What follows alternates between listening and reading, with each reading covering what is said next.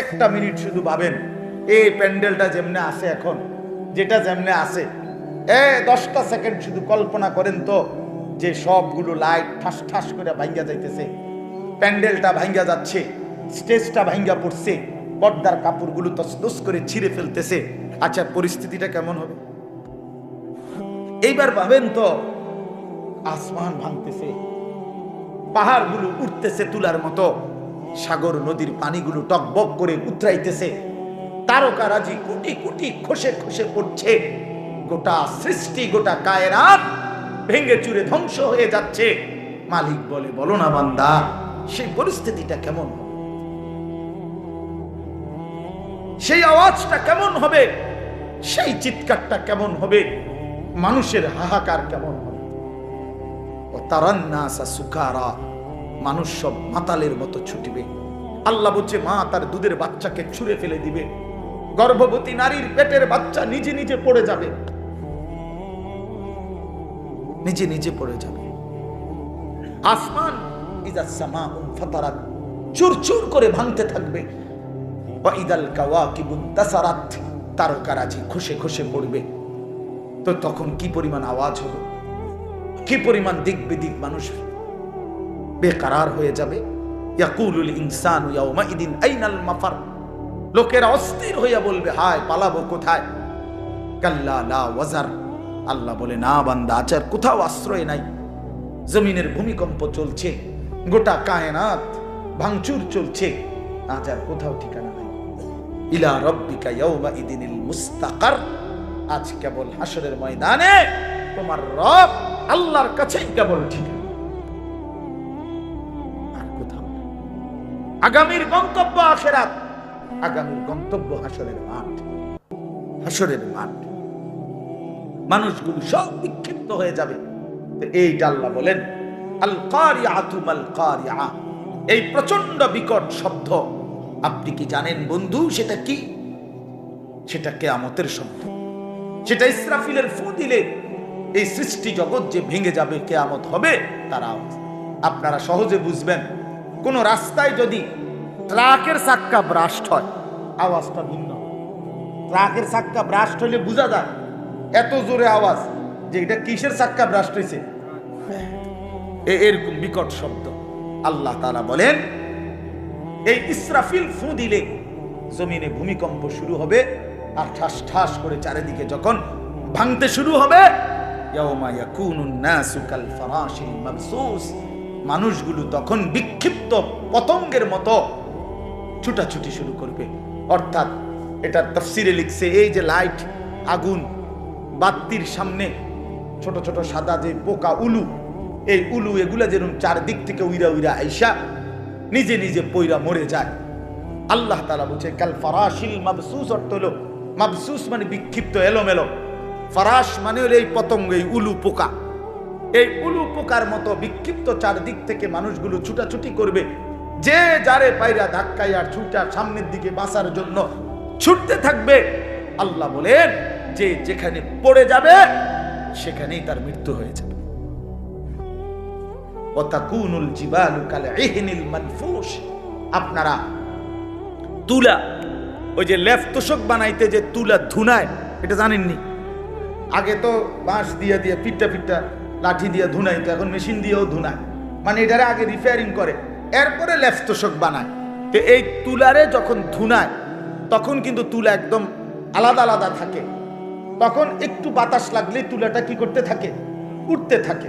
তো আল্লাহ তাআলা বলেন, ইসরাফিল ফু দিলে গোটা জমিনের ভূমিকম্প যখন শুরু হবে, মানুষ যেরকম ছুটবে, সমস্ত পাহাড়, এই উঁচা উঁচা পাহাড়গুলো এই ধুনিত, ওই ধুনায় তুলা যেরকম উড়ে, এরকম পাহাড়ের মাটিগুলো এভাবে উঠতে থাকে।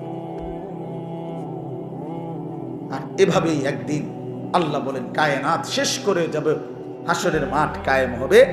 ফাআম্মা মান সাকুলাত মাওয়াজিনুহু, আর সেই হাসরের মাঠে যার আমল নামা নেকির পাল্লায়, আরে মিজানের পাল্লায় রাখলে নেকি যার ভারী হবে, নেকির পাল্লা যার ভারী হবে, ঈমান এবং আমল তাকওয়া, ফাহুয়া ফি ঈশাতির রাদিয়া, সে অনন্তকালের সুখের চির সন্তুষ্টির জান্নাতেই বসবাস করবে। ওয়া আম্মা মান খাফফাত মাওয়াজিনুহু ফাউম্মুহু হাওিয়া।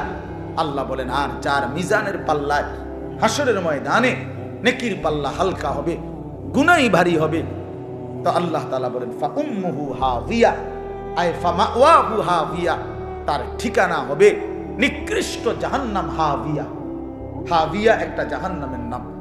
ওমা আদরাকা মা হিয়া, আল্লাহ বলে বন্ধু আপনি জানেন সেটা কেমন জাহান্নাম? নারুন হামিয়া, সবচেয়ে বেশি জ্বলন্ত আগুন যেটার মধ্যে, সেই জাহান্নামটার নাম হলো হাওয়া।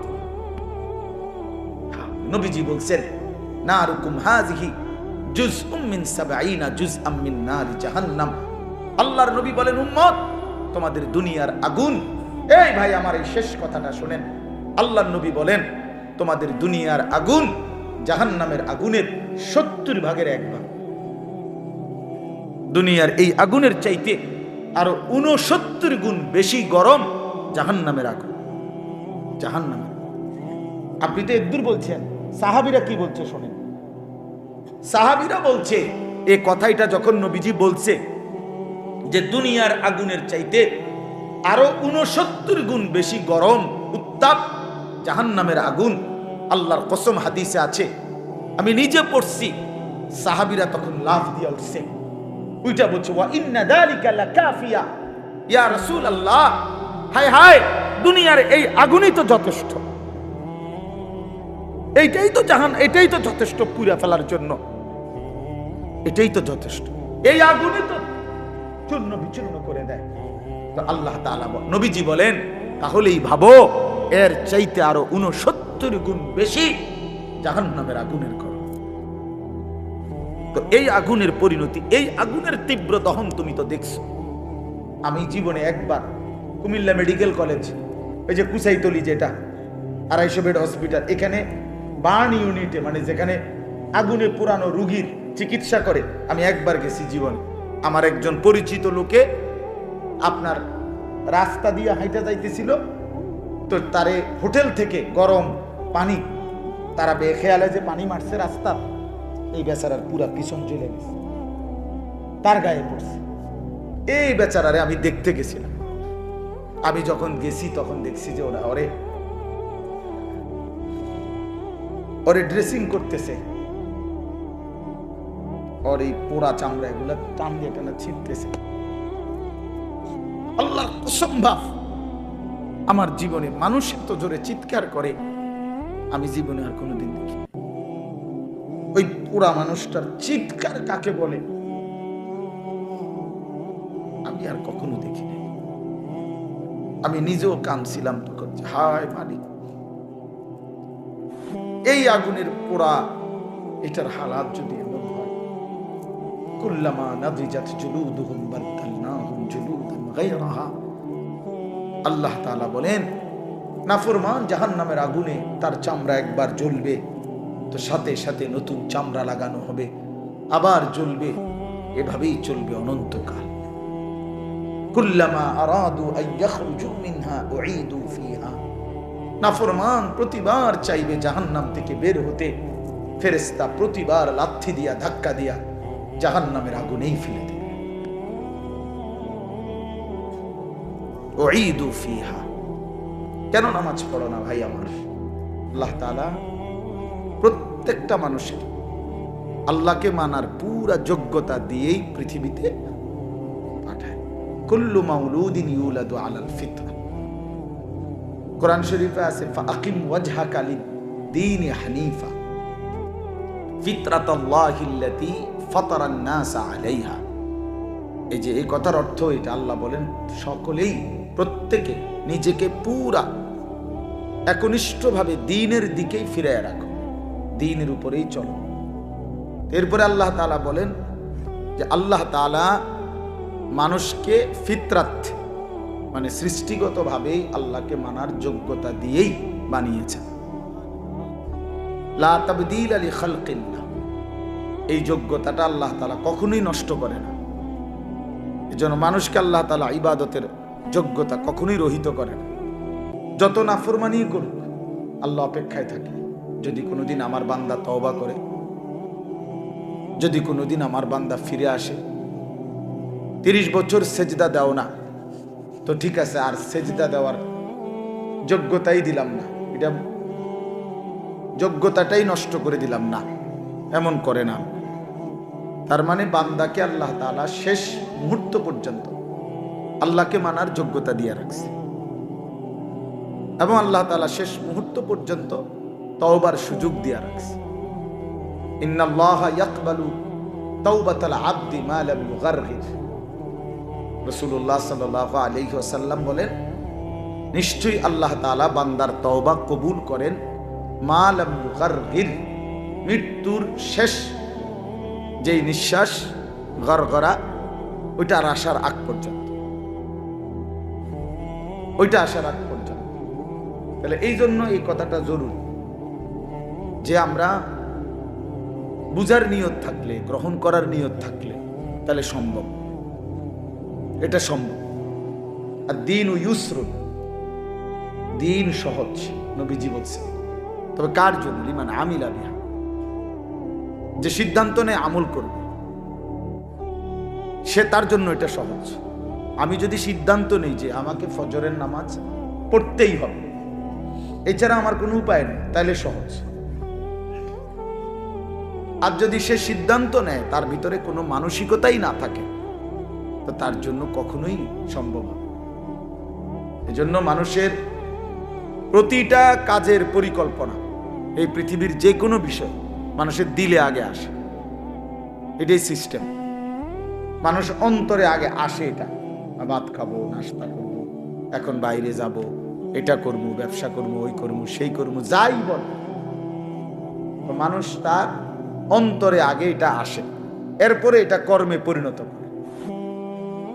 এই জন্য মানুষের দিলের মধ্যে যদি কেউ সিদ্ধান্ত নেয় আমি আল্লাহর হুকুম মানব, গুনাহ ছাড়ব, সম্ভব, 100 সম্ভব। সারা পৃথিবী ল্যাংটা হয়ে যাক, কোন নারী যদি চিন্তা করে আমি পর্দানসীন থাকবো, 100 বার সম্ভব। সারা পৃথিবী হারাম খোর হোক, কেউ যদি সিদ্ধান্ত নেয় আমি হারাম খাবো না, তার জন্য সম্ভব। অসম্ভব হইলে তাকলিফ মালা ইউতাকু হবে, আল্লাহ পাক বান্দার উপরে অসম্ভব বিষয় চাপায় দিছেন, এই কথা আসবে। আর এটা আল্লাহ তাআলার জন্য বলা কখনোই শোভা পায় না। আল্লাহ তাআলা কোরআনুল কারীমের মধ্যে স্পষ্ট বলছেন, লা ইউকাল্লিফুল্লাহু নাফসান ইল্লা উসআহা, কাউকে আল্লাহ তাআলা তার সাধ্যের অতিরিক্ত কিছুই চাপায়া দেন না, চাপায়া দেন না। আল্লাহ তাআলা কোরআনুল কারীমের মধ্যে বলছেন, ইন্নাল্লাহা লা ইয়াযলিমু মিসকালা যাররাহ, নিশ্চয়ই আল্লাহ তাআলা এক বিন্দু, এক যাররা জুলুম করেন না। এটা হতেই পারে না যে হুজুর আমার পক্ষে এই হুকুম পালন করা অসম্ভব, এটা কোনো কথা না। এটা মুসলমানের কথা হইতে পারে না, এমনকি এটা কোনো মানুষের কথা হইতে পারে। এটা বলতে পারে একমাত্র সে যে মূলত নিজেকে বুঝছে যে আমি হলাম একটা ছাগল, আমি মূলত একটা ছাগল। এই জন্য আমি যেহেতু ছাগল, তা আমি যেহেতু গরু ছাগল, এই জন্য আমার পক্ষে আল্লাহর বিধান মানা সম্ভব না। কিন্তু মানুষ যদি হয় সে, তার জন্য আল্লাহর প্রতিটা হুকুম মানা সম্ভব। কথা বুঝছেন কিনা বলে? এই কথা বলা যাবে না। এই জন্য বাপ, এটা জরুরি, আন্তরিকতা থাকতে হয়, গ্রহণ করার মানসিকতা থাকে। অনেক বয়স্ক মানুষ আছে, হুজুর আর যত কথাই কোন আর হইতো না, কইছেন ভালো, ঠিক বুঝি আমরা দরকার, কোরআন শরীফ শুদ্ধ করার দরকার, সূরা কেরাত ঠিক করণ দরকার, কথা ঠিকই হইতো না, ওনার এই বয়স নেই। বাহ বাবা, ফয়সালা দিয়ে ফেলছেন, অনবেলার এই বয়স নেই। কিন্তু যদি আপনি বলেন আর 2 টুকরা গোস্ত লইবেননি, লইব, আর একটু জোল দেই, জোল দাও, জোল দাও, ডাল দেই, ডাল দাও, ভাত এতটি খাইয়া যদি এরপরে কোন আপেল মালটা দেন, তুই আবার এডি খাবি, আবার চা দিবেন, লগে চানাচুর দিবেন, বিস্কুট দিবেন, আবার এডিও খাবেন। তা আপনার না বলে শরীর নাই, বয়স নাই, আপনি এতটি ভাত খাইলেন কেমনে? কথা বলেন না কেন? সারাদিন এদি পান খান, সারাদিন এদি বন খান, সারাদিন এদি চা খান, সারাদিন এদি গপ মারেন, সারাদিন এদি লম্বা লম্বা শিহুলি কন, সেগুলো পারেন কেমনে? আপনার না বলে বয়স নাই, আপনার না বলে আর এই সময় নাই। দুনিয়া ভোগ করার ব্যাপারে 100, আখিরাতের ব্যাপারে খামখেয়াল, আখিরাতের ব্যাপারে খামখেয়াল। ইয়ালামুনা যাহিরাম মিনাল হায়াতিদ দুনিয়া ওয়া হুম আনিল আখিরাতি হুম গাফিলুন। আল্লাহ তাআলা বলে, বান্দা কেবল দুনিয়ার জীবনের বাহ্যিক দিকটা, মাটির উপরের অংশটাই বুঝলা, আর আখিরাতের ব্যাপারে একদম গাফিল হয়ে। তবে মনে রেখো, আলহাকুমুত তাকাসুর হাত্তা যুরতুমুল মাকাবির। এই গাফলতে আখিরাত ভুলে থাকতে থাকতে আর দুনিয়ায় ডুবে থাকতে থাকতে দুনিয়ার নেশা তোমারে পাগল বানায় দিল, গাফেল বানিয়ে দিল। একদিন মনে রেখো বান্দা, হাত্তা যুরতুমুল মাকাবির, ওই কবরস্থানে গিয়ে একদিন পৌঁছে যাবা। তো কাল্লা সাউফা তা'লামুন, সাবধান, সেদিন কবরে এসেই জানতে পারবা আমি আল্লাহর নাফরমানির পরিণতি কি। আইসো কবরে, সাউফা তা'লামুন, অল্প সময়ের ব্যবধানে আমি আল্লাহ তোমারে কবরে আইসেই বুঝায় দেব এই বিড়ি খাওয়ার পরিণতি কি, চা দোকানের আড্ডা দেওয়ার পরিণতি কি, এই সুদের টাকার পরিণতি কি, এই কিস্তির টাকার পরিণতি কি, আর এই ঘরে রঙিন টেলিভিশন মৃত্যু পর্যন্ত আজীবন চালানোর পরিণতি কি, তোমার ছেলের বেনামাজির পরিণতি কি, তোমার বেপর্দার পরিণতি কি, তোমার স্ত্রীর বেহায়াপনার পরিণতি কি। আর জীবনভর গালিগালাজ করছো, বুড়া মানুষ আক করলে গালি দাও, তো এই সমস্ত নাফরমানির পরিণতি। আইসো কবরে বান্দা, একদম প্রথম ঘন্টায়, প্রথম মিনিটেই আমি আল্লাহ বুঝায় দেব আমার শাস্তি কি জিনিস। আইসো বান্দা। ভাত খাওয়াইছি দেখে মনে করছে আমি কিছু কইতাম না। হ্যাঁ, দুনিয়াতে মাতছি না, তুমি মনে করছো আল্লাহ তো মনে এই রুমে। আল্লাহ বলছে, না না, তুমি শোনো নাই আমি রহমান। তা আবার তুমি এটাও শোনা উচিত ছিল আমি কাহার। আমি যেমন গাফফার, আমি তেমন কি কাহার। আমি যেমন খুব ক্ষমাশীল, আমি তেমন প্রচন্ড প্রতিশোধ গ্রহণকারী। আজিজুন যুনতিকাম। যুনতিকাম অর্থ হলো আল্লাহ তাআলা বলেন আমি মহা শক্তিশালী, আজিজ এবং প্রতিশোধ গ্রহণকারী। তুমি আমারে কি ভাবছো বান্দা? আমার প্রতি লোকমা ভাতের হিসাব নেব আমি, প্রতি ঢোক পানির হিসাব নেব, প্রতিটা নিঃশ্বাসের হিসাব নেব, প্রতি বিন্দু জাররা জাররা। সুম্মা লাতুসআলুন্না ইয়াওমাইদিন আনিন নাঈম। আমার দেওয়া প্রতিটা নিয়ামত বান্দা আমি হিসাব নেব। কি ভাবছো তুমি 60 বছর এমনি এমনি দিছিলাম? এত সুন্দর যৌবন আমি এমনি এমনি দিছিলাম? হায় নওজোয়ান, কিশোর তরুণ নওজোয়ান, তুমি মনে করছো এই জিন্দেগি আল্লাহ তোমারে মোবাইল টিপতে দিছিল? নাফরমান, সারা রাত উলঙ্গ ছবি দেখতে দিছিল, নর্তকী দেখতে দিছিল? হাইওয়ান, কে তোমারে শিখাইলো? মা কে তোমার? বাবা কে? তোমার কোনো ধর্ম নাই, তোমার কোনো আল্লাহ নাই, কোন মুসলমানের বাচ্চা, মুসলমানের সন্তান এত বড় নাফরমান কিভাবে হয়? 365 দিনে 1 বছর খোদা, এই হাইওয়ান 16 বছর বয়স, কোনদিন ফজরের নামাজ পড়ে না, অথচ বাপও আছে ঘরে, মাও আছে ঘরে। এত বড় জানোয়ার, এত বড় হাইওয়ান, এত বড় চতুষ্পদ জন্তু মুসলমানের ঘরে কেমনে হইল বলেন মিয়া? এক তো হইল ভুল হইছে, এক তো হইল হুচট খাইছে। 3 মাসে 9 মাসে আজকে আমার জামাত ছুটে গেছে, আজকে আমি 1 রাকাত পাইছি না, এটা তো হইতে পারে। কিন্তু এভাবে লাগাতার 30 বছর একজন মুসলমান মিথ্যা বলে, 30 বছর একজন মুসলমান সুদ খায়, 30 বছর বুঝি একজন মুসলমান গালি দেয়। কি মিয়া কোন? এটা ইনসাফের কথা বলেন, কথা বলেন না, এটা বিবেকের কথা এটা মিয়া। 30 বছর বুঝি একজন মুসলমানের ঘরে প্রতিদিন রঙিন টেলিভিশন চলবে, বউ বাচ্চা প্রতিদিন নাচ গান দেখবে, এটা জীবন? এটা মুসলমান? আল্লাহকে এভাবে ভুলে যায় মানুষ, রাসূলকে এভাবে ভুলে যায় মানুষ। আখিরাত কি এভাবে ভুলে যায়? আস্তাগফিরুল্লাহ, আস্তাগফিরুল্লাহ। মৌলানা সাহেব কথা বলছি আপনাদেরকে, এই অল্প কথায় উনি বলছে আপন মা বাপ সন্তানকে বেঈমান বানায় দেয়। আপনি তো আপনার সন্তানকে বেঈমান বানায় দিলেন মিয়া। এই নাফরমান আপনার ঘরে ঘুমায়া, এই হাইওয়ান কোনদিন ফজরের নামাজ পড়ে না, এই অসভ্য সন্তান আপনি তারে ঘুমাইতে দিলেন কেন? এই জিন্দেগির কি অর্থ আছে মিয়া? জীবন মানে শুধু সোফা? জীবন মানে শুধু খাট? এটাই জীবন? একটা মানুষের বয়স 60 বছর, এবার হিসাব দেয়, এক সেট সোফা, 6টা চেয়ার, একটা ডাইনিং টেবিল, 2 আলমারি, 4খান খাট, 1 ডজন কাঁচের প্লেট, 60টা নুনের বাড়ি। এটি হলো এবার কামাই, এই 60 বছরের কামাই। 3 ফুট বিদেশ, 4টা মাইয়া বিয়া দিছে, বাইতে একখান বিল্ডিং করছে, 2 রুম, 2টা বাথরুম, ভিতরে টাইলস লাগাইছে, খালাস, শেষ বাবা। এক মুসলমানের জিন্দেগি এতটুকুতে শেষ? কথা বলেন না কেন?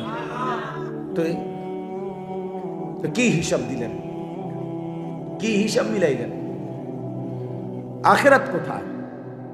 কবর কোথায়? পরকাল কোথায়? হাসরের ময়দান কোথায়? সেটা কার জন্য? সেটা কে সাজাবে? সেটা কে সাজাবে? অহুম আনিল আখিরাতে হুম গাফিলুন। আল্লাহ বলেন, হায় বান্দা, আখিরাতের ব্যাপারে গাফিল হয়ে রইলাম। ইকতারাবা লিন-নাসি হিসাবুহুম ওয়া হুম ফি গাফলাতিন মুরিদুন। আল্লাহ বলে, বান্দা, হিসাবের সময় তো একদম ঘনিয়ে গেল, কাছে গেল, আজও তো তুমি আমি আল্লাহ থেকে বিমুখ হয়ে গাফিল হয়ে রইলা। অথচ কিয়ামত তো খুব কাছাকাছি। আচ্ছা, কিয়ামত মানে আরো দেরিতে হইব, কিন্তু আপনি মরে গেলে তো আপনার কিয়ামত, আখিরাত শুরু। আমার পরে নইলে পৃথিবী একবারে, মনে করেন আমি মরে যাওয়ার পরে পৃথিবীর সব মানুষ চাঁদের দেশে গেছে গা, আধুনিক হইয়া সবার বাসা বাড়ি এখন চাঁদের দেশে, তো আমার কি লাভ? কথা বুঝছেননি আমার কথা? আমার কি লাভ? বাকি মানুষ বুঝছি আমি একের মঙ্গল গ্রহে গেছে গা, যাক না, আমার ফায়দা কি? আমার বাপের জন্য হিসাব করা। আল কাইয়িসু মান দানা নাফসাহু। নবী সাল্লাল্লাহু আলাইহি ওয়াসাল্লাম বলেন, বুদ্ধিমান সে যে নিজের হিসাব করে। মান দানা নাফসাহু, যে নিজের হিসাব করে। ওয়া আমিলা লিমা বাদাল মাউত, এবং মৃত্যু পরবর্তীর জন্য আমল করে। মৃত্যু পরবর্তীর জন্য আমল করে, আখিরাতের ফিকির করে, সে বুদ্ধি। আল্লাহর কসম বাপ, দুনিয়া আপনি যেদূর পারেন এদূর করে যান, এর বেশি দরকার নাই। আপনার পরে বাকিরা আবার করবে, আপনার পরে আপনার ফ্যামিলি থামবে না। আমার দাদা মরার পরে আমার বাপে কামাই রোজগারি বন্ধ করে না। আমার বাপ মারা গেছে আজকে 9 বছর আগে, তো বাবার মৃত্যুর পরে আমরা রোজগার বন্ধ করে দিছি, তো পৃথিবী তো বন্ধ হয় না। দুনিয়া 3 পুরুষ মিলাইয়াও সাজাইতে পারে বাড়ি। দাদায় বাড়ির ভিট বান্ধা গেছে, বাপে মনে করেন ছাদ দিয়া গেছে 1 তালার, তো এরপরে ফুতে আইসা হয়তো চারিদিকে ওয়াল টোয়াল উঠাইয়া আস্তর কইরা টাইলস টুইলস লাগাইয়া রুম টুম ঠিক কইরা এখন থাকে, এমন হইতে পারে না? তাহলে দুনিয়া এই ঘর 3 পুরুষ মিলাইয়া সাজাইছে, এটা হতে পারে দাদা বাপ পুত। কিন্তু আল্লাহর কসম, কবর নামের ওই ঘর যেটা মাটির নিচে, এটা আপনারটা যদি আপনি না সাজান, তা আপনার ছেলে আপনার নাতি কিয়ামত পর্যন্ত আর কেউ সাজায় দিতে পারবে না। আমার আব্বা ইন্তেকালের সময় আমরা 5 ভাইয়ের কোনো ঘর ছিল না, একটা ঘরও না আমাদের ছিল। আমরা একটা সরকারি বাসায় থাকতাম, কুমিল্লা শহরে ঠাকুরপাড়া, সরকারি লিজের বাসা, সরকারি ট্যাক্স দেওয়া বাসা। এখন এটা ফেরত দিয়ে দিছি, 9 বছরের মাথা সরকারের ঘর সরকারে দিয়ে দিছি, স্বেচ্ছায় নিজেরা অফিসে গিয়ে দিয়ে পড়ছি। ধরেন আপনার ঘর লাগতো না। 9 বছরের ব্যবধানে আলহামদুলিল্লাহ 5 ভাইয়েরই আলাদা আলাদা বিল্ডিং হয়েছে, ঘর হয়েছে, সবাই ঘরেই থাকি। তাহলে বুঝাইতে চাইলাম এটা দুনিয়া মিলেই যায়, দুনিয়া হয়েই যায়। যে সন্তান এতিম সেও বড় হয়ে যায়, যে সন্তান জন্মের সময় বাপকে দেখে নাই একদিন সেও বড় হয়, বাড়ি করে, ঘর করে, বিয়া করে, বাচ্চা কাচ্চা হয়, উপার্জন করে। দুনিয়া আমনের লেগে আটকাইবে না, আখিরাত আটকায় যাবে, কবর আটকায় যাবে। আপনি যদি ছেলের দুনিয়া সাজায় দিতে না পারেন, আল্লাহর কসম কিচ্ছু হবে না, দুনিয়া চলেই যাবে, আখিরাত আটকায় যাবে, কবর আটকায় যাবে। আখিরাত সাজাইতে হয়, আখিরাত বানাইতে হয়, আখিরাত গড়ে নিতে হয় নিজেরও সন্তানের। এই জন্য আল্লাহ তাআলা বলছেন, ইয়া আইয়ুহাল্লাযীনা আমানু কু আনফুসাকুম ওয়া আহলিকুম নারা, হে ঈমানদারগণ, নিজেকে এবং নিজের পরিবারের সদস্যদেরকে জাহান্নামের আগুন থেকে বাঁচাও। এটা দায়িত্ব। এটা কি দায়িত্ব? ছেলেটা খাটে না ঘুমাক, প্রয়োজনে মাটিতে ঘুমাক, কিন্তু আল্লাহকে সেজদা করতে হবে। আমাদের কওমি মাদ্রাসার লক্ষ লক্ষ ছাত্র সারা পৃথিবীতে মাটিতেই তো আমরা ঘুমাই। দাওরায়ে হাদিসের বড় ছাত্র মাটিতে ঘুমায়, নুরানির বাচ্চাও মাটিতে ঘুমায়। তো ঘুমায় তো মাটিতে, কিন্তু ডাক দেয় আরশে আজিমের মালিক মহান আল্লাহকে, সম্পর্ক রাখে আরশে। ঘুমায় জমিনে, ঘুমায় জমিনে। আমকে মনে করছেন একটা বাচ্চা 2 রাকাত নামাজের সমস্ত নিয়ম কানুন শিখাইছে। বহুত বদনসিব মুসলমান 60 বছরেও কোনোদিন ঠিক মতো দোয়ায়ে কুনুত আত্তাহিয়াতুটাও পড়তে পারে না, এমন দুর্ভাগা মুসলমান নাই? তাহলে সেই মুসলমানকে জিজ্ঞাসা করেন, বাপ 60টা বছরে এই মালিকের জমিনে কি পরিমাণ ভাত খাইলা, কি পরিমাণ আলো বাতাস, মালিকের এত বড় সৃষ্টি জগৎটা তুমি ভোগ করলা, তোমার দেহের সমস্ত অঙ্গ ভোগ করলা, বিনিময়ে সেই মালিকের নামটাও ঠিক মতো লইতারো না। সেই মালিকের কালাম আল্লাহর কোরআন দেখে দেখেও কদুর সাইয়াও শুদ্ধ করে পড়তারো না, কিত্তা ভাত খাইলা, এতটি ভাত? দুনিয়া এতগুলো ভাত কেন খাইলা? কি ফায়দা ছিল, কি দরকার ছিল, কি লাভ ছিল? এই জন্য আপনাদের কাছে আমার অনুরোধ, বাবা, মহান আল্লাহ পাক রব্বুল আলামিন বলছে, বান্দা, গোটা দুনিয়া ইন্না জাআলনা মা আলাল আরদি জিনাতাল লাহা, আমি আল্লাহ গোটা জমিনের সব কিছু সৌন্দর্যময় করে সাজিয়ে চমৎকার করে, আচ্ছা এই ডেকোরেশনের এই প্যান্ডেলের এটা যদি এতটা একটু সুন্দর মনে হয়, তো গোটা কায়নাত কতটা সুন্দর, ফুল কত সুন্দর, ফল কত সুন্দর, এক একটা পাখি কত সুন্দর, এই আসমান কতটা সুন্দর, এই জমিন কতটা সুন্দর, এক মানুষের চেহারা কত সুন্দর, এক কোলের মাসুম বাচ্চার চেহারা কত সুন্দর।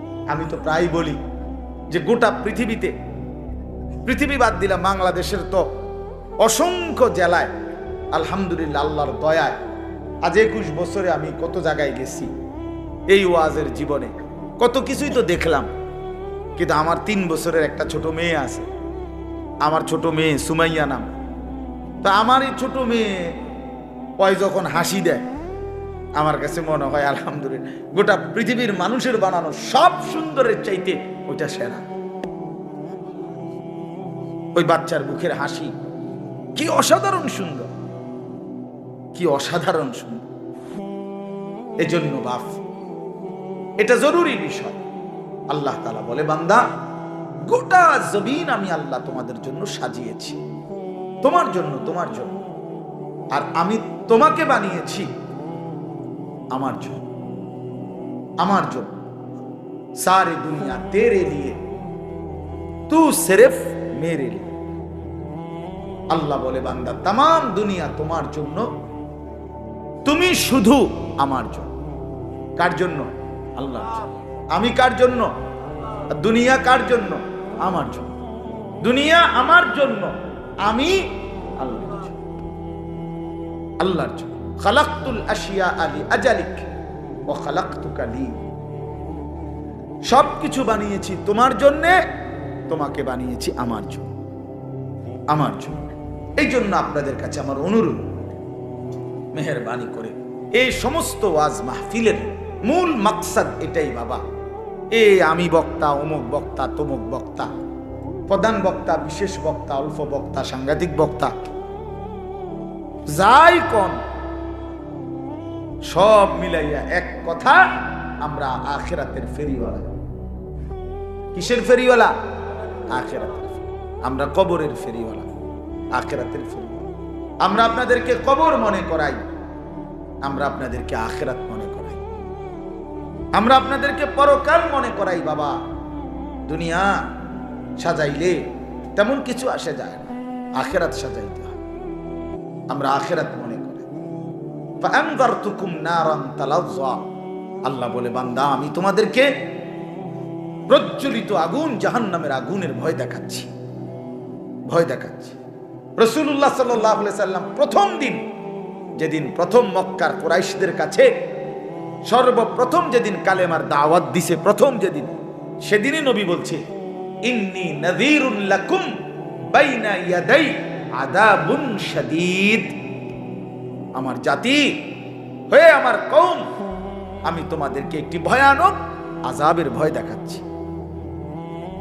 এক ভয়ানক আযাব, সামনে এক জাহান্নামের কঠিন আযাব, সামনে কবরের এক ভয়ানক আযাব। নবী সাল্লাল্লাহু আলাইহি ওয়াসাল্লাম বলছেন, মা রাআইতু মানজারান কাত্তু ইল্লা ওয়াল কবরু আফজাউ মিনহু। আল্লাহ নবী সাল্লাল্লাহু আলাইহি ওয়াসাল্লাম বলেন, উম্মত, নবী নিজে বলছেন যে উম্মত, কবরের আযাবের চাইতে ভয়ানক কোন দৃশ্য আমি রাসূল জীবনে কখনো দেখি নাই। আচ্ছা, নবীজি কি কথাটা এমনি এমনি বলছেন? বানায় বানায় বলছেন? তাহলে রাসূলুল্লাহ সাল্লাল্লাহু আলাইহি ওয়াসাল্লাম বলেন, কবরের আযাবের চাইতে ভয়ানক কোন দৃশ্য আমি রাসূল দেখি নাই। গতকালকে আমি, আমার আপন মামি মারা গেছে, গতকাল আমি ওনার জানাজা পড়ছি, তো কবরে মাটি দিছি, কবরের দিকে তাকায়া আল্লাহ নবী সাল্লাল্লাহু আলাইহি সাল্লামের হাদিসের মধ্যে আছে, হযরত বারা ইবনে আযিব রাদিয়াল্লাহু তাআলা আনহু বলেন, নবীজি একদিন এক সাহাবীর জানাজা পড়তে গেছে, তো সাথে আমরা সাহাবীরা ছিলাম। তিনি বলেন, আল্লাহ নবী সাল্লাল্লাহু আলাইহি সাল্লাম জানাজার আগে কবরের দিকে তাকাইয়া অনেকক্ষণ কাঁদলেন, অঝরে কাঁদছেন। সাহাবীরা বলেন, আমরাও কাঁদলাম। নবীজি কান্না থামাইয়া বললেন একটু পরে, ইয়া ইখওয়ানি লিমিসলি হাদা ফাআইদ্দু। হে আমার বন্ধুরা, সাথীরা, এই কবরের জন্য তোমরাও সকলে প্রস্তুতি নাও, তোমরাও রেডি হও। ফাআইদ্দু, তোমরাও প্রস্তুতি নাও, তোমরাও রেডি হও। অতএব এক অনিবার্য বাস্তবতা, এক চিরন্তন বাস্তবতা। আমি আমার দাদার কবর দেখছি, আমি আমার বাবার কবর দেখছি, আমি আমার জ্যাঠারে কবরে রাখছি, আমি আমার মামিরে কবরে রাখছি, মামারে কবর। আমার সেই জলজ্জান্ত চোখে দেখা মানুষগুলো আমার চোখের সামনে পৃথিবী থেকে বিদায় নিছে। তো এবার যেন ওই কবর আর লাশ আমাকে বলছে, আনিস, একদিন তুমিও চলে যাবে। হযরত উমর রাদিয়াল্লাহু তাআলা আনহু, আমরা কিতাবে পড়ছি, তিনি সর্বদা বলতেন, কুল্লা ইয়াউমিন ইউকালু মাতা ফুলান, মাতা ফুলান। প্রতিদিন ঘোষণা হয়, আজ অমুকের মৃত্যু হলো, আজ অমুকের মৃত্যু হলো। ওয়ালা বুদ্দা মিন ইয়াউমিন ইউকালু মাতা উমর। তিনি বলেন, নিশ্চিত একদিন ঘোষণা হবে, আজ ওমরের মৃত্যু হলো, আজ ওমরের মরণ হবে কিনা বলেন? বলেন, একদিন আপনার নাম ঘোষণা হবে তো? একদিন ঘোষণা নিশ্চিত। বন্ধু, ছেলেরা, তোমাদেরকে বলি, ভাই, এই নওজোয়ান, কিশোর, তরুণ, তুমিও মনে রাখো, হযরত হাসান বসরি রাহমাতুল্লাহ আলাইহি বলে, ইন্না যারআ কাদ তুদরিকুল আহাতু ক্বাবলা আন ইয়াবলুগা। তিনি বলতেন, হে যুব সমাজ, মনে রেখো, সব ফুল ফল হয় না, সব ফল পরিপক্ক হয় না, ঝরেই যায় বেশি, টিকে অল্প, টিকে অল্প। এজন্য যে গাছে আম গাছে মুকুল বের হয়, তো সেই সবগুলো ফুল আম হয় না, হয় যেতগুলো আম হয় ছোট ছোট, সেগুলো পূর্ণ বড় পাইকা পূর্ণ পর্যন্ত যায় না, ঝরেই যায় বেশি। কি যায় বেশি? মানে তিনি বলতেন যে যুবক, কালকে আমার বাড়িতে মামির যখন জানাজা পড়ছি, জানাজার পরে আমাকে পুরা আত্মীয় স্বজন আসছে নানার বাড়িতে, তা আমার মেজো খালা বাইচা আছে বয়স্ক, তো সবাই বলতেছে যে এই খালা গায়ে আর বুড়া শেষ মুরব্বী আছে একজনই, অথচ বাড়িতে কমপক্ষে 50 জন তখন কিশোর তরুণ যুবক যুবতী আছে। তাহলে বোঝা গেল নওজোয়ান আছে যখন প্রায় 50 জন, বুড়া আছে কেবল একজন। কথাটা বুঝছেন আপনি হিসাবটা? তাহলে বুঝাই গেল এটার হিসাব যে অধিকাংশই কিশোর নওজোয়ান পূর্ণ বৃদ্ধ হওয়ার আগে আগেই কবরে চলে যায় বেশি, থেকে যায় কম। নাহলে 50 × 1 হবে কেন? মানে কাছাকাছি তো ব্যবধান হইব, নাহলে জোয়ান থাকবে 50 জন, বুড়া থাকবে তো কমপক্ষে 30-35 জন, কাছাকাছি থাকার কথা না। তো এটা এতগুলো বুড়া মরে হইল না কেন? মানে এর আগেই জ্বলে গেছে বেশি। এই জন্য যুবক ছেলেদেরকে বলি, বাপ তুমি ওই বৃদ্ধ বাবাকে দেখা ধোকা খাইও না যে কমপক্ষে আমি তো ওটুকুর আগে মরবো না। তুমি ওই দাদারে দেখা ধোকা খাইও না যে কমপক্ষে তো আমি ওই দাদার বয়সী হওয়ার আগে মরবো না। কাজেই এখনো ফুর্তির সময় আছে, এখনো নাচ দেখার, গান দেখার, নর্তকী দেখার, মোবাইল দেখার, অশ্লীল ছবি দেখার সময় এখনো আছে। এখনো আমার নামাজ পড়ার টাইম হয় নাই, আমি এখনো বাচ্চা মানুষ, আমি তো এখনো বিয়েই করি নাই, আমি তো এখনো চাকরিই করি না, আমার তো এখনো কোনো কামাই রোজগারই নাই। তো তোমার যেহেতু কোনো কামাই নাই, চাকরিও নাই, কিছুই নাই, তো তোমার জিন্দিগি শুধু মোবাইল টিফোন, এই তো না?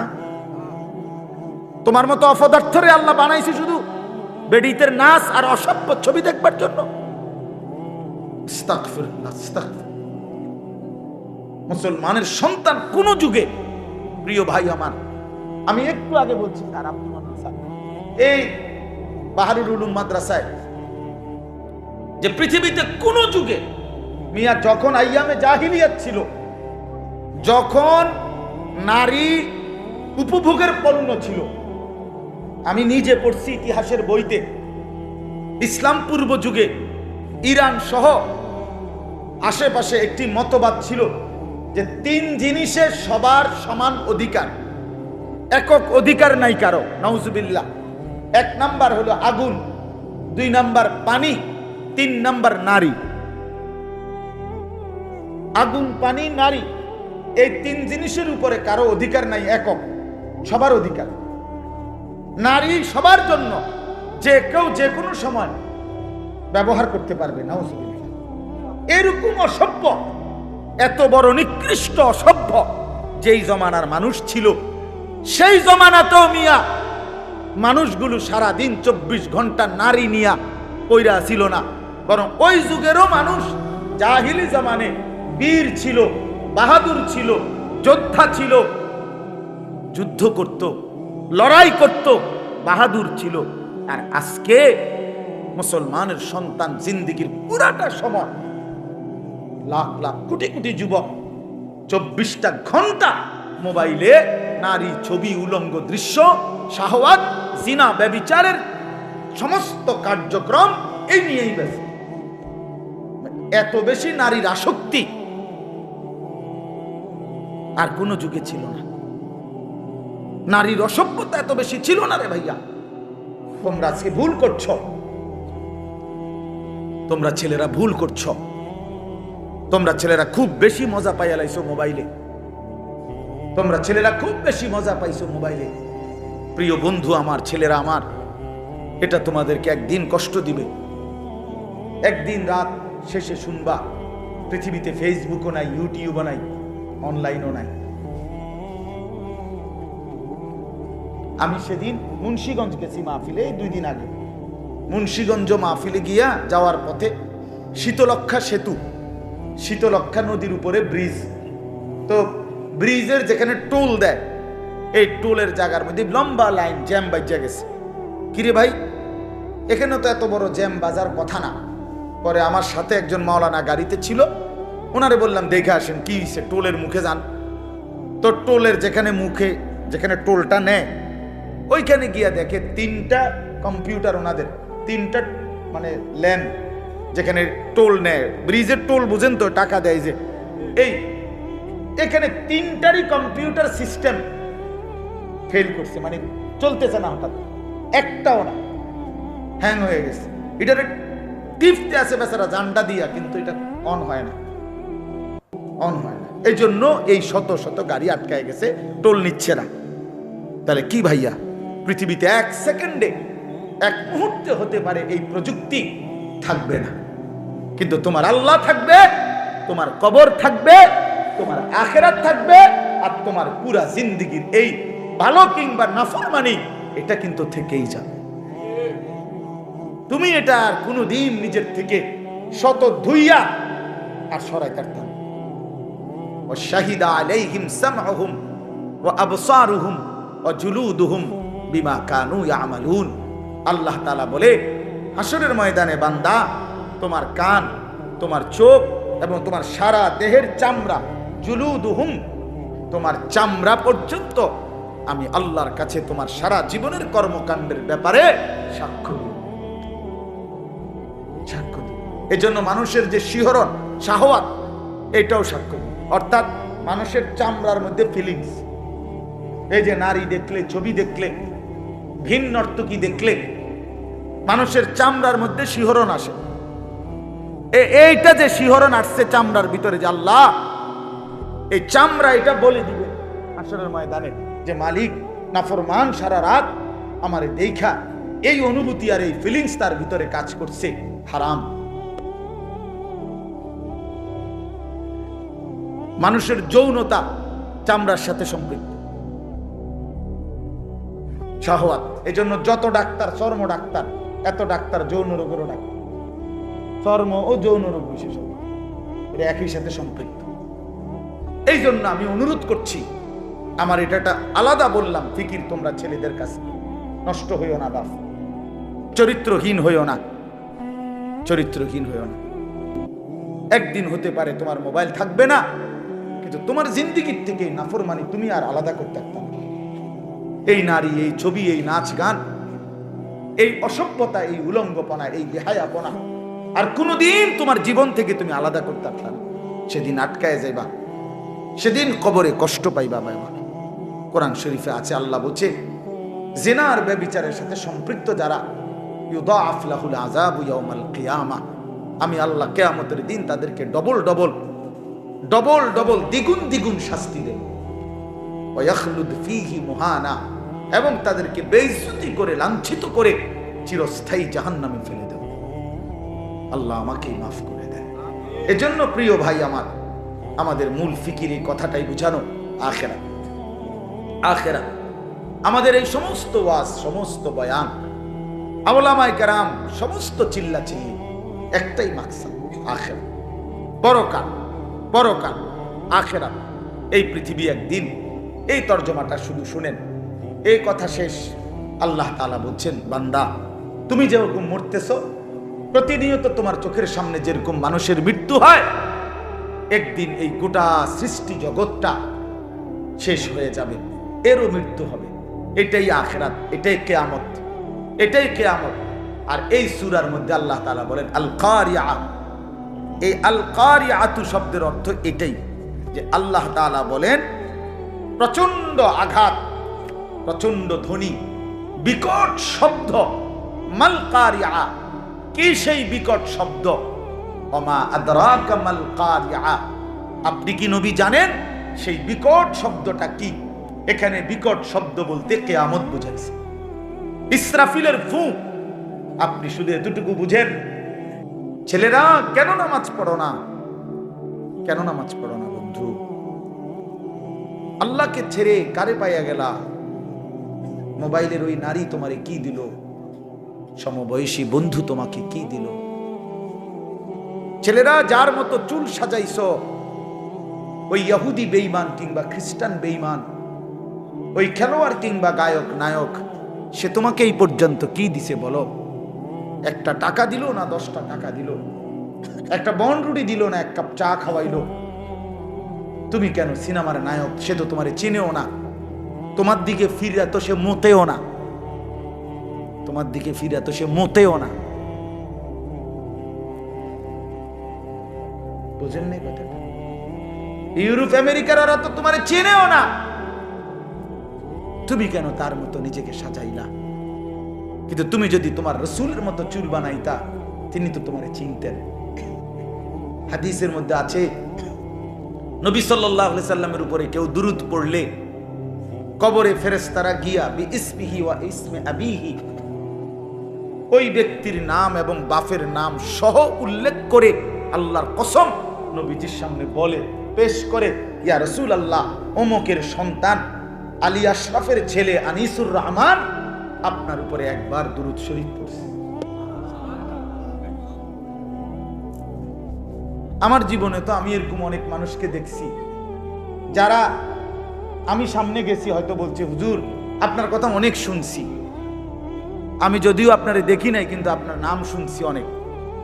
তো রাসূলুল্লাহ সাল্লাল্লাহু আলাইহি সাল্লামের সামনে আমি যদি হাসরের ময়দানে সুপারিশের জন্য যাই, আমি যদি হাউজে কাউসারের পানির জন্য যাই, তো তিনি দেখে যদি দাঁড়াই যাই যে বলি, ইয়া রাসূলুল্লাহ, আমি আনিসুর রহমান সুপারিশের জন্য আসছি, নবী তো বলবে, হ্যাঁ তোমার নাম তো আমি অনেক শুনতাম, তুমি যে আমার উপরে দুরূদ পড়তা, ফেরেশতারা আয়েশা তো প্রায় তোমার নাম বলতো। আচ্ছা কি মজাটা হবে তখন? আর যদি বলে, হাই উম্মত, তুমি আমার উম্মত, না তো আমি তো কোনোদিন তোমার নাম শুনি নাই, আমি তো কোনোদিন তোমার নাম শুনি নাই, তোমার তো চিনলাম না উম্মত, কি হবে ভাইয়া? কে সুপারিশ করবে তখন? এজন্য দোস্ত আমার, বন্ধু আমার, দয়া করে আল্লাহ তাআলা আমাদেরকে মনে করাইছে আখিরাত, আল্লাহ আমাদেরকে কিয়ামত মনে করাইছে। বান্দা ভুল করো না, বান্দা ভুল করো। ফালা ইয়াগুররান্নাকা তাকাল্লুবুল লাযীনা কাফারু ফিল বিলাদ। আল্লাহ বলে, বেঈমান আর কাফেররা যে দুনিয়া তামসা করে, ঘোরাফেরা করে, এটা দেখে তুমি বান্দা ধোঁকা খেও না, ধোঁকা খেও অল্প কয়দিন। কুলু ওয়া তামাত্তাউ কালিলান ইন্নাকুম মুজরিমুন। আল্লাহ বলেন, নাফরমানরা অল্প কিছু সময়ের জন্য দুনিয়া ভোগ করো, আমি দিলাম দুনিয়া, খাইতে দিলাম, ভোগ করতে দিলাম দুনিয়া, আমি জানোয়ারকেও খাওয়াই, কুকুর বিড়ালকেও খাওয়াই, তবে মনে রেখো, ওয়াইলুন ইয়াউমা ইদিল লিল মুকাদ্দিবিন, সমস্ত মিথ্যাবাদী নাফরমানের জন্য সেদিন আখিরাতে রয়েছে জাহান্নাম। ওয়াদারনি ওয়াল মুকাদ্দিবিনা উলিন নি'মাতি ওয়া মাহিলহুম কালিলা। আল্লাহ বলে, নাফরমান, মিথ্যাবাদী, বেঈমান, কিছু সময়ের জন্য তোরে সুযোগ দিলাম, দুনিয়া ভোগ কর, তবে মনে রাখিস, ইন্না লাদাইনা আনকালা ওয়া জাহিমা, আমার কাছে আখিরাতে আগুনের শিকল আর জাহান্নামের আগুন রেডি আছে।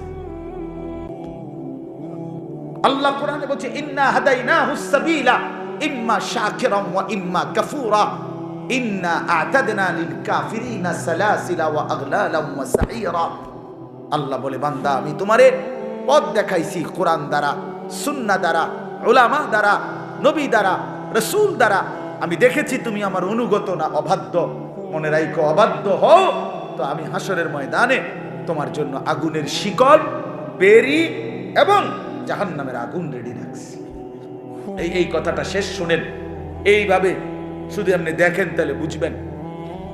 হাসরের ময়দানে আল্লাহর কসম, কোরআন শরীফে সূরা ইয়াসিনের মধ্যে আছে, ইন্না জাআলনা ফি আনাকিহিম আগলালান ফাহিয়া ইলাল আযকানি ফাহুম মুকমাহুন। এটা সূরা ইয়াসিনের আয়াত কিনা? এটার অর্থ কি জানেন? এই অর্থটা দেখাইতেছে, হাসরের ময়দানে নাফরমান পাপীকে ফেরেশতা এইভাবে 2 হাত পিছনের দিকে দিয়া বাইধা, এই থুতনির নিচে এই অংশ দিয়ে এইভাবে ঠেলা দিয়া, ধাক্কা দিয়া, এইভাবে জাহান্নামের শিকল বেরি দিয়া বাইধা দিবে। আল্লাহর কসম, এইটাই এই সূরা ইয়াসিনের এই আয়াতের অর্থ। এই বেঈমান আর লক্ষ কোটি বছরে কোনোদিন আর নিচের দিকেও চাইতে পারবে না, কারণ নিচের দিকে চাইবে কি দিয়া? এটা দিয়ে তো ঠেলা দিয়ে রাখছে উপরের দিকে, এইটা অর্থ। আর কোনদিন চোখ নামাইতে পারবে না নিচের দিকে।